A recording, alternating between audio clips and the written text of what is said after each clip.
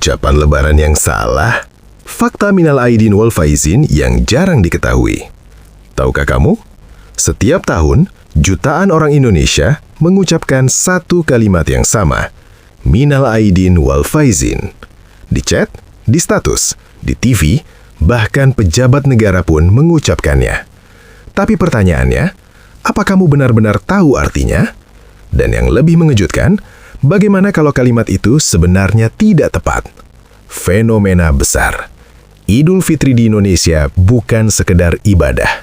Ini adalah fenomena sosial raksasa. Mudik besar-besaran, maaf-maafan, dan ucapan lebaran. Dari anak kecil sampai orang tua, semua hafal. Minal aidin wal faizin, mohon maaf lahir dan batin. Tapi ironisnya, banyak yang mengucapkan tanpa tahu maknanya. Ini bukan asumsi, ini fakta sosial. Bedah makna. Sekarang kita bongkar. Minal aidin wal faizin berasal dari bahasa Arab. Minal, dari.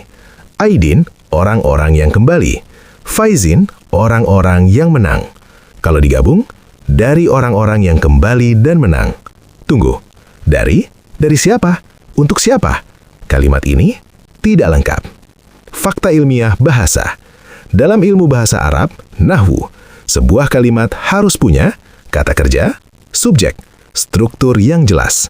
Tapi kalimat ini, X tidak ada kata kerja, X tidak ada subjek, X hanya potongan frasa. Secara linguistik, ini seperti kamu bilang dari orang-orang yang menang, lalu berhenti. Maknanya menggantung. Dalil Islam. Sekarang kita lihat dari sisi agama. Apakah Nabi SAW mengajarkan ini? Tidak ada riwayat sahih. Lalu apa yang diajarkan para sahabat? Yaitu, taqabbalallahu minna wa minkum. Artinya, semoga Allah menerima amal kami dan kalian. Ini, cek, doa lengkap, cek, jelas maknanya, cek, ada contoh dari generasi awal Islam. Realita Indonesia. Lalu kenapa Indonesia tetap pakai? Jawabannya, karena budaya. Indonesia punya fenomena unik. X, Islam tambah budaya lokal, sama dengan tradisi baru. Ini disebut akulturasi budaya. Yang terjadi, bahasa Arab dipakai, tapi tidak selalu sesuai struktur asli. Lalu dinormalisasi. Akhirnya, minal aidin wal faizin jadi ucapan resmi lebaran. Padahal, itu bukan dalil. Itu kebiasaan. Tapi tunggu, masalah sebenarnya bukan di kalimatnya. Masalahnya adalah kita sibuk mengucapkan, tapi lupa makna. Kita bilang, mohon maaf lahir dan batin, tapi masih menyimpan dendam, masih tidak berubah, masih mengulang kesalahan yang sama. Ini yang lebih berbahaya. Jadi sekarang kamu tahu, minal aidin wal faizin bukan kalimat sempurna, bukan juga ajaran langsung dari Nabi. Tapi, sudah jadi bagian dari budaya Indonesia.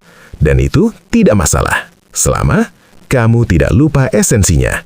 Karena Idul Fitri bukan soal ucapan, bukan soal caption, bukan soal status, tapi soal satu hal.